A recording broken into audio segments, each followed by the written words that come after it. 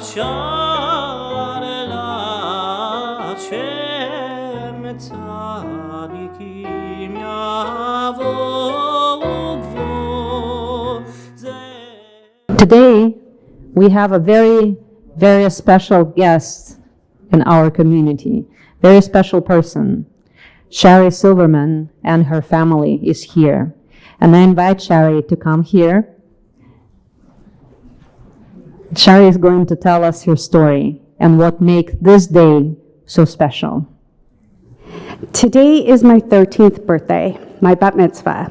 I know I don't look a day over 12, but it is true. On March 11th, 2010, I was given life. This is the story of my second chance. In 2009, I walked through the doors of Princess Margaret Hospital. My life was changed forever. Diagnosed with acute myeloid leukemia, a life-threatening blood cancer, I was suddenly at the bottom of a very steep hill. Today's Torah reading was about Moses' climb up a mountain. He made the climb twice. Would I survive the climb up my mountain? Princess Margaret Hospital is the Ritz-Carlton of hospitals. They are one of the top 5 cancer hospitals in the world and are right here in Toronto. They do everything first class, minus the chocolate on your pillow at night.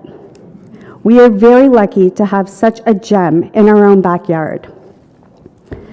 Surviving this terrible disease would require chemotherapy, radiation, and the most difficult piece of the puzzle, finding the bone marrow. The doctors told my family I had less than a year to live unless a match was found. The best chance of survival is finding a match within your own family. No one in my family was a match. My mountain just got steeper. As I lay in my hospital bed, my dad and I were left alone. The room was silent. I quietly whispered to my dad, "Daddy, you have to find me a match. And if I don't make it, you have to find a match for everyone." That day, Shari's mission was formed. While I was in the hospital fighting for my life, my family was holding bone marrow drives throughout Canada. From malls to synagogues, mosques, churches, and schools, my support team was telling my story. Paramedics coast to coast participated in the EMS Stem Cell Challenge. My army of Shari's Mission volunteers worked tirelessly to add approximately 20,000 Canadian people to the bone marrow registry. It takes 9 months for a baby to develop and enter into the world. 9 months to the day, somewhere in the world, my match was found. My second chance was so close, we could finally breathe a little. I endured numerous rounds of chemo, infections, hospital stays, but there was now hope. I needed to stay strong. I needed to stay in remission and believe, you're okay, kiddo, and believe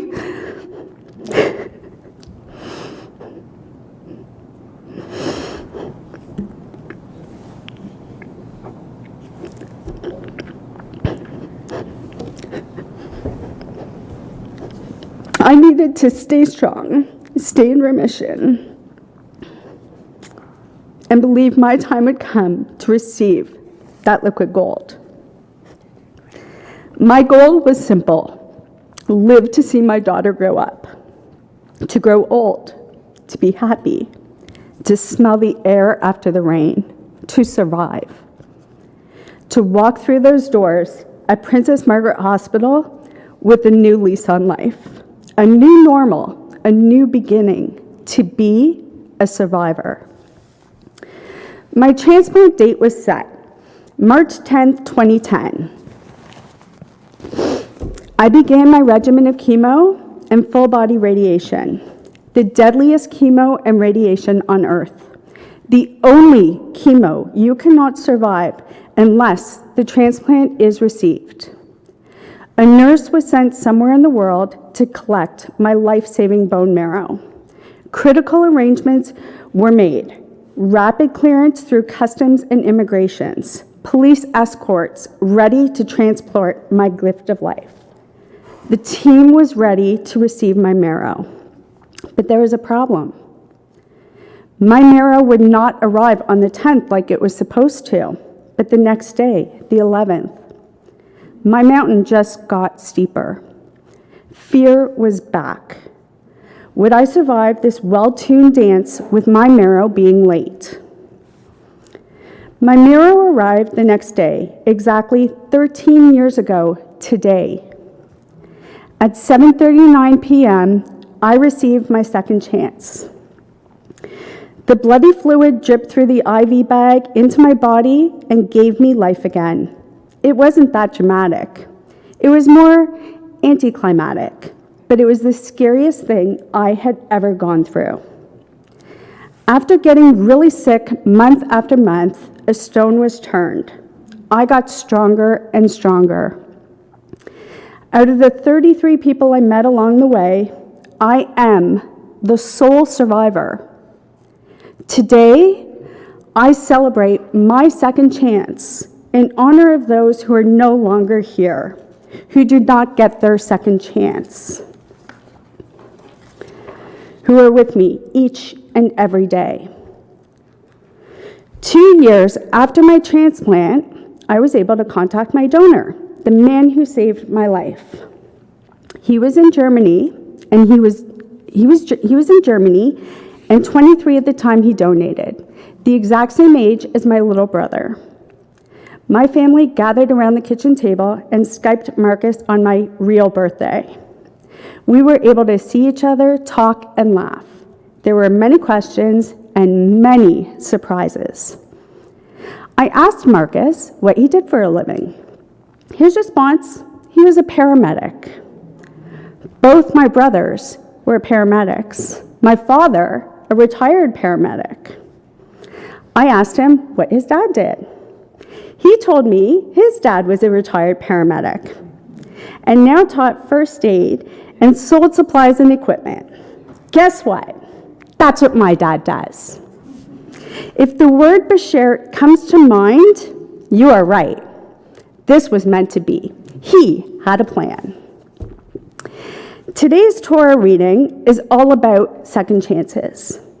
Moses climbing up Mount Sinai to receive the tablets of 10 Commandments. He was away for 40 days and 40 nights. His people were left alone, scared, and not sure if he would return. Thinking he was dead, they created a false idol, a golden calf to worship. When Moses returned with the tablets, he could hear the people celebrating and smashed the tablets and burned the golden idol. God told Moses he had to go back up the mountain and carve 2 tablets of stone like the ones destroyed. God would once again inscribe upon the tablets the 10 Commandments.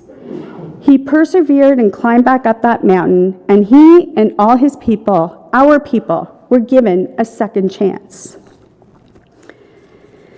Today's Torah reading is similar to my story in that I received a second chance. When I climbed my mountain, my fate unknown, my family was also scared, alone, and not sure if I would make it. Ancient Hebrews built their golden calf out of fear and despair. And I can understand that because when we found out that the transplant was delayed by a day, we were returned to fear and uncertainty for those 24 hours. It was like I was in a wilderness of an unknown future, but I never lost hope and faith. I was determined to survive, and finally, I was given a second chance. Today would not be possible without my mom and my dad, my daughter, my 2 brothers, my extended family and friends. They were my backbone when I could not hold myself up. They were my voice when I could not speak. They were my light when the dark was so unbearably overwhelming. Every step I took, they were there with me. I am here because of them and the amazing support I received. I love you all and thank you. I've seen my daughter grow up, graduate high school, and then university, get her first big job, and find love. I've traveled the world through her eyes. Sorry. From the moment I found out I was pregnant, I was a fighter. But I am a survivor because of her. Ashley, every day you make me proud, and you teach me something new. You are my air, you are my soul, and the reason I fight every day. I love you. So today, my bat mitzvah day, we celebrate. We celebrate our loved ones. We encourage those who are sick and weakened, and we give each other second chances. The very special people at Princess Margaret Hospital, the doctors, nurses, researchers, support staff, and even the custodian who would not leave my room every night until he got me to laugh, they, with the help of the Almighty, saved my life. I am forever grateful. Baruch atah Adonai Eloheinu melech haolam hagamal l'chayivim tovat shigamalani kol tav. And we all respond, Nishem kol tov, hu yigmalech kol tov, Selah. Thank you. Yasher koach. Thank you. Shari, mazel tov on your 13th birthday. Thank you. Now you're full-grown bat mitzvah. Thank you so much for sharing your story. Let me just stand next to you here. Thank you. You did great. I did it. You did great. You're a survivor. You're a true survivor. Thank you. And it's so special to have you here today with us. Thank you. And Thank your you for story, having me. I'm sure that it touched everyone's hearts. And I was especially touched by when you said that even if I cannot find a transplant for myself, we should find transplants for other people. And your story, it was the beginning of this whole, bigger story of finding transplants for other people, for people to be registered in the system. So many more people got access to it. And I believe many more people were saved because of you. Yes, we believe so. Thank you. And I am wishing you a blessing of health, a blessing of strength, and a blessing of peace, and less turmoils in your life. Thank you. Going forward. Well, that's what we do here. that's what we do. Yes, and in this Birkat HaGomel we say that may he who rewarded you with all goodness reward you with all goodness forever. Thank you. Thank you. Thank you so much for coming to us today. Thank and you. for sharing your inspiring story. Thank you. Thank you. Oh, wow. So, I don't really know how to deliver a sermon after that, but let's try.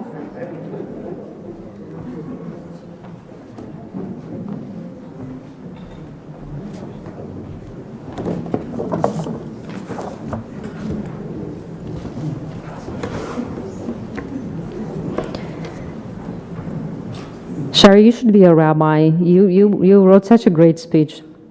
I can't really compete with you today, so Shabbat Shalom, everyone, once again, my dear community. And this week's Parsha, as we already know, is called Tissa, and as we just learned from Shari, the main event of this portion is a scene of golden calf.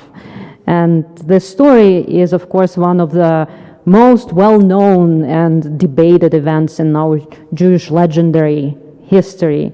And it is a cautionary tale that still resonates with us today. And it's a very multifaceted story. And we can spend many hours here looking at the different aspects of what happened at the foot of Mount Sinai when Moshe was away talking to God. As, for example, Shari just told us, it is a story of a second chance. It's a story of persevering. It's a story of failing and then coming back again, standing up and completing your journey. And we could spend really hours and hours upon hours discussing all of the aspects of this story, because it is extremely, extremely rich.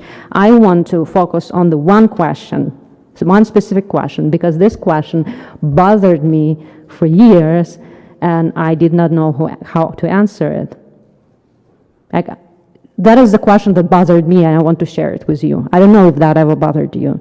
How was it possible that the Israelites, having just witnessed with their own eyes the revelation of God on Mount Sinai, could build an idol? Isn't that kind of ridiculous? Well, it's honestly unbelievable to me. Yes, I understand that Moshe was away for 40 nights and 40 days, but it's just a little bit more than a month. It's just like 1 month. How could people forget our God so fast? After all miracles in Egypt, after crossing the Red Sea, after receiving man, after all other, things that happened that were frankly supernatural, after all of that, it seems impossible to me that people resolved to build a golden calf, an idol, and proclaim this idol their God. We today have faith in God without ever experiencing any direct contact with God. So how could people abandon the Holy One after this very intense encounter on Mount Sinai? I can't really wrap my head around it. And the good thing is that our commentators, they of course were also perplexed by this story. And one basic explanation is that people were weak. After all, this generation never entered the land of Israel. They all died in the desert, and only their children who had better spiritual qualities, maybe they were able to complete the journey. Rashi brings an additional explanation. He said that people were scared because Satan, like my favorite character, showed them the illusion of Moshe's corpse being carried through the air up onto the heavens. And that must have been very scary. They saw the death of Moshe and they believed that he died. But if I agree that regular people can be led astray more easily, what about the high priest, Aaron, the prophet?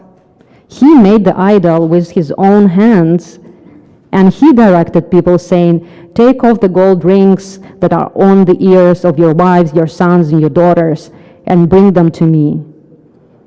This he took from them and cast into mold and made it into a molten calf.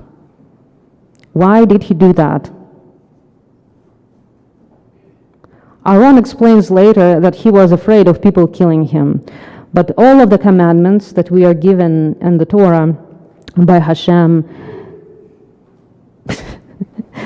there are only 2 commandments that you cannot break no matter what, which means that you can transgress everything, every law, except for 2 laws. Do you know what are these laws? The adultery. These are the only 2 commandments that he cannot transgress no matter what. So Aaron didn't really have an excuse, even if he was afraid for his life. So to resolve this impossible contradiction, I had to investigate as many details of the story as I could.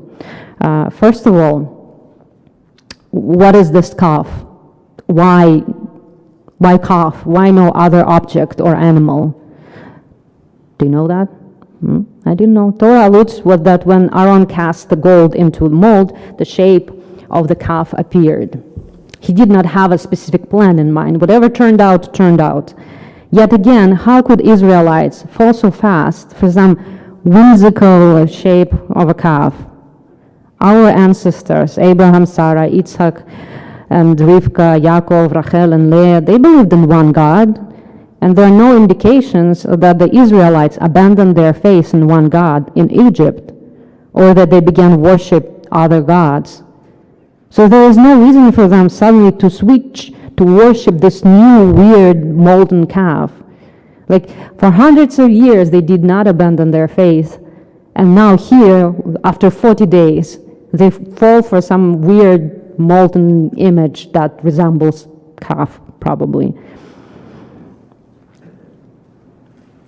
So I believe there was no reason for them to suddenly switch to worship a new God only because Moshe supposedly died. So maybe they did not. Look at the words of the Torah. Aaron took gold from them and cast into mold and made it into a molten calf. And they exclaimed, "This is your God, O Israel, who brought you out of the land of Egypt." And when Aaron saw this, he built an altar before it, and Aaron announced, "Tomorrow shall be a festival of the Lord." Notice that he did not use any new name of God. He says, there'll be a festival of the Lord, meaning Yud Hey Vav Hey, the name of our God. He did not say there will be a festival of some new calf, golden God named such and such. It is the same God, and the festival is for our God. The idol, this golden calf, apparently is not a new deity. It's just a visual representation of the same God that Israelites worshipped for generations. The image of the sacred bull was very widespread idol in the ancient Middle East. In all known religions, at least known to me, of that region had a deity presented in the shape of this animal.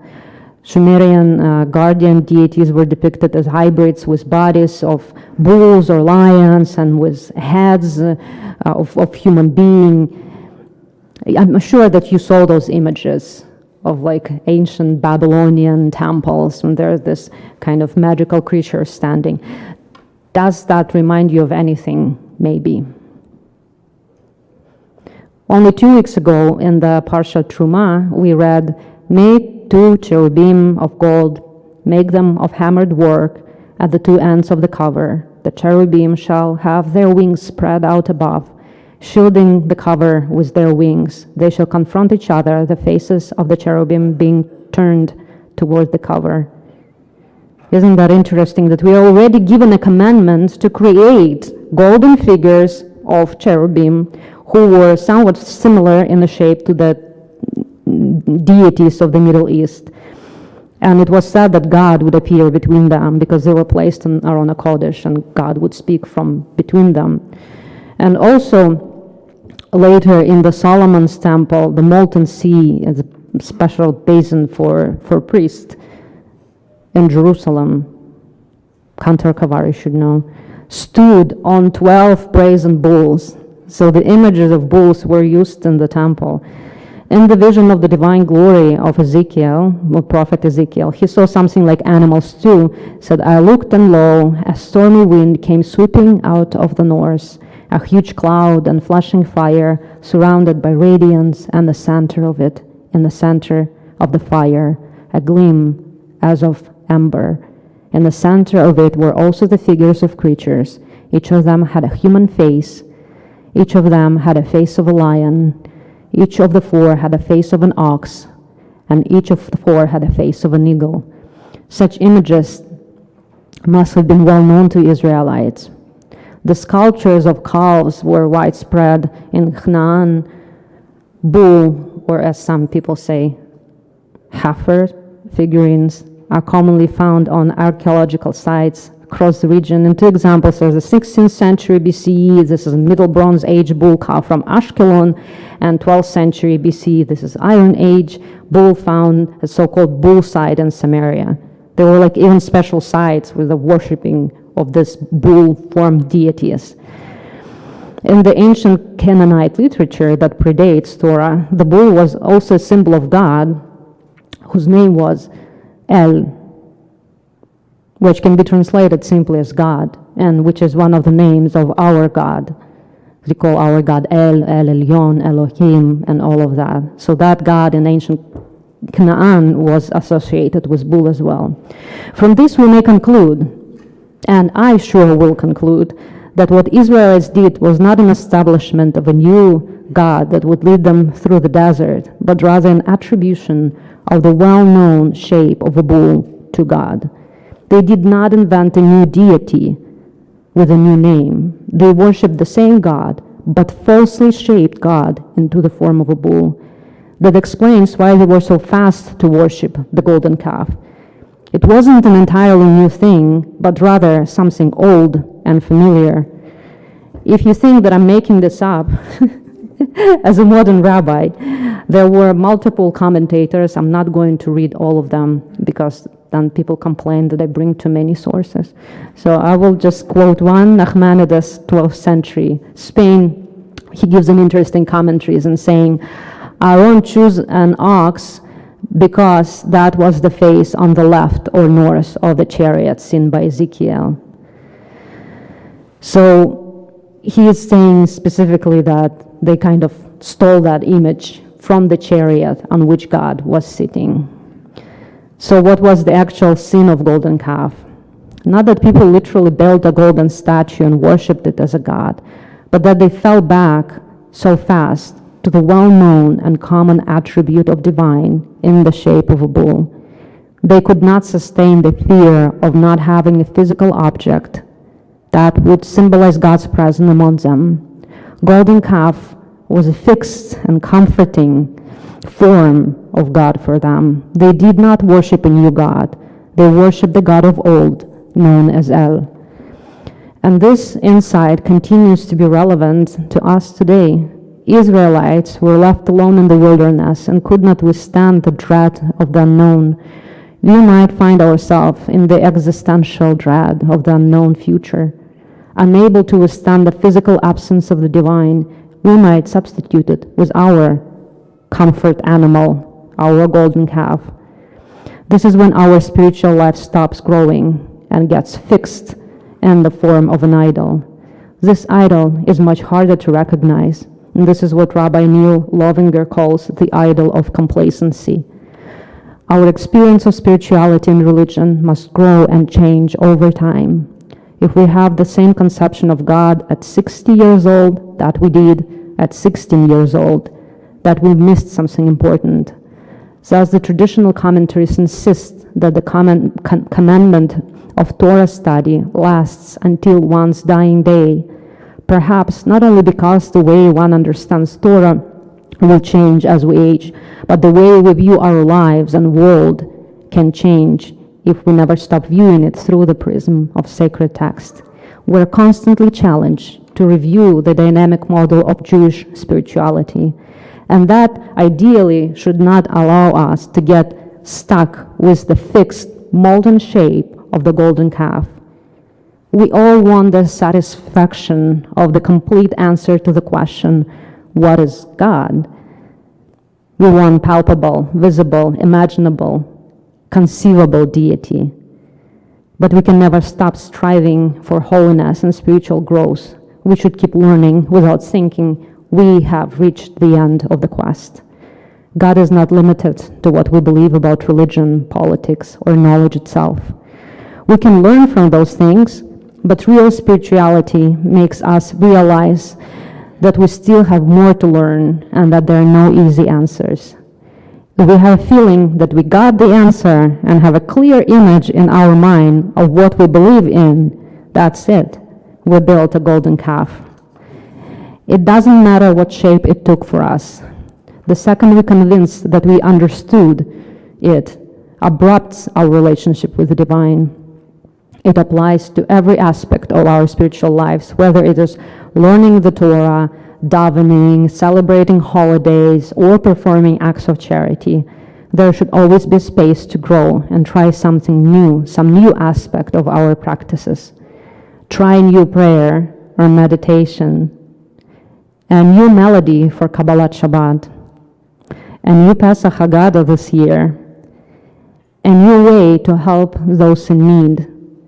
Don't let your spirituality, your spiritual life stagnate in one comforting form. This is what I believe. The sin of the golden calf was not a radical abundance of God, but a fixation on a false shape. This way it's easy to understand how people fell for idols so easily, for it's our nature to choose a trodden path rather than risk and face the discomfort of the unknown. This Shabbat, I'm wishing us all to be brave and strong and hungry for knowledge and for a refreshing, dynamic spiritual experience of the divine. May the prayers that we prayed so many times speak to us in new voices and touch our hearts as it was for the first time in our lives. May our rituals be alive and full of deep meaning and personal relevance, and may we never stop seeking the true connection with the Blessed Holy One. I'm wishing everyone Shabbat Shalom.